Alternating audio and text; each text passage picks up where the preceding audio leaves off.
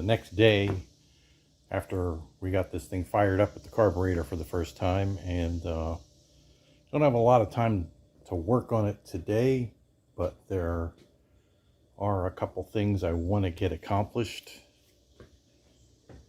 Number one's going to be pulling the fuel pressure gauge and fuel block out to fix that fuel leak, because fuel leaks are bad.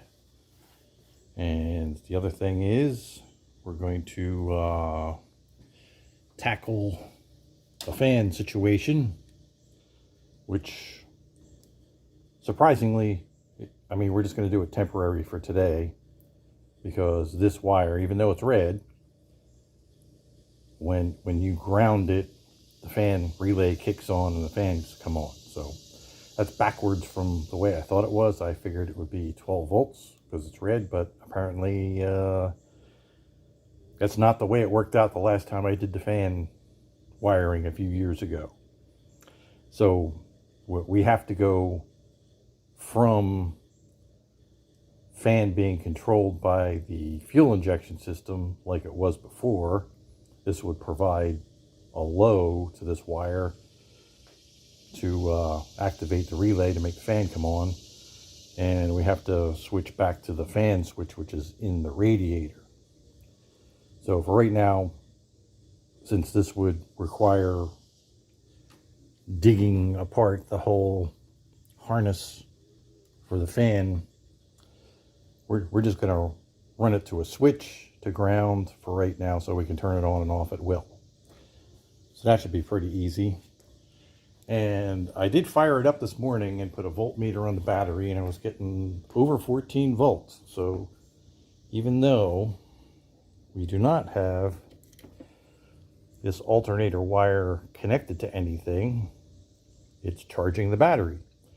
So I'm not sure what you do with this. It's kind of a mystery to me, but when the car's running, it's charging the battery right now, so we're not going to change it. Once we get the fuel leak fixed and get the switch wired in for the fan, we're going to roll this out in the driveway and do a little initial carb tuning. And if that all goes well and it seems to run good, we're going to go to the gas station because we need some gas.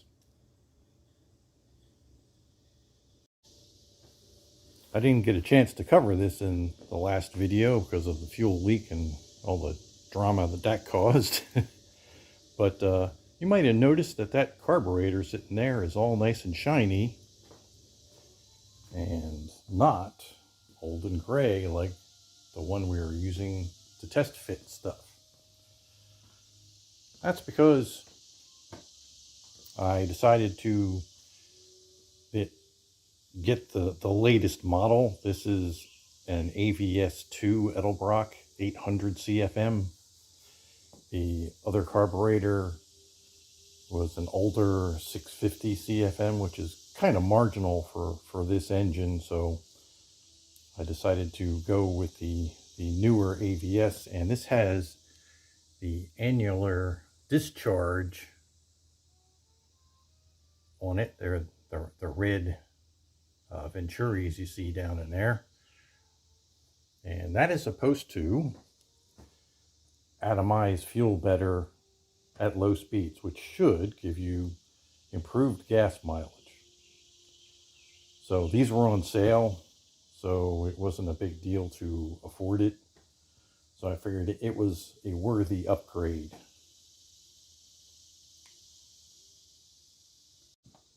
Here's a shot of our throttle linkage setup. This is the cable that I was using, which was the cruise control cable from the car originally. The normal throttle cable on 944s is too short to make it out that far. So that's why we went with this. And so basically all I did was cut down the sheathing to fit in here. And I still have, I haven't been brave enough to cut the extra length off. So that's why you see that hanging out there. And we have a nice hard throttle return spring on here. And this is the clamp that I made out of a bolt, well, out of 2 bolts for the fuel injection throttle body. And I just stuck it on here because, hey, it works. So I pulled our leaking fuel block out and I found something very surprising. I took a socket driven key, hammered it in there, and as I was hammering it, it started going in really deep. So it's not the threads that are leaking in this thing, it's actually the hole that they cut in it for the hex. They just went too deep, so it was like, breaking through the end there. So I think we'll just try an easy out on it and see if we can get it out.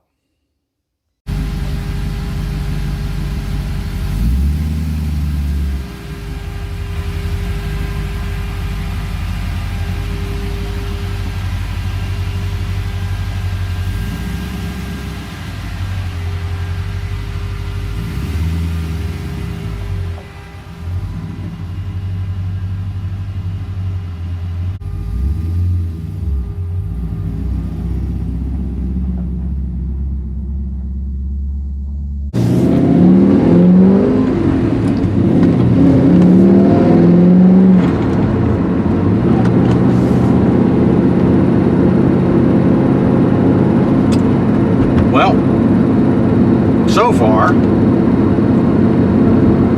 the off-idle response is better with this setup. But that's just the first impression, first drive out of the driveway.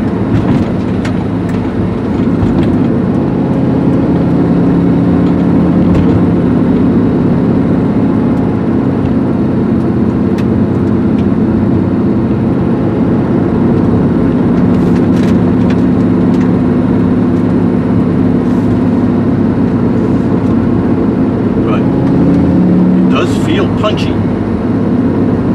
but it felt pretty punchy before.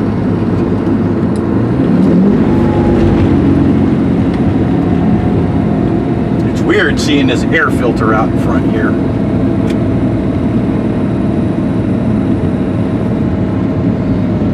Unfortunately, our fuel pressure situation is not good right now. Getting rid of that log,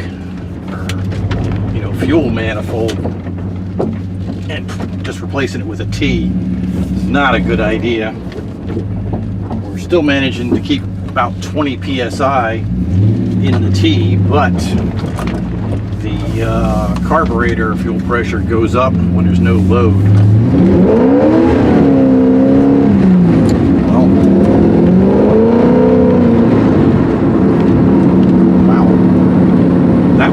Effortlessly spinning both tires.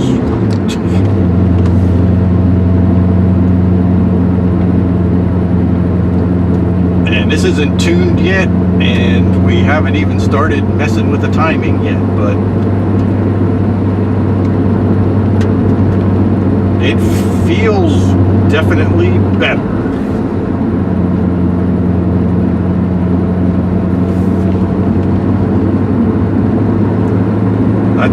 Pretty crazy, actually. We'll try and do something coming up the driveway too, see if anything interesting like that happens. But back there, I looked in the rearview mirror and there was 2 black stripes on the road. So yeah, first impression is this thing definitely runs better than it did before.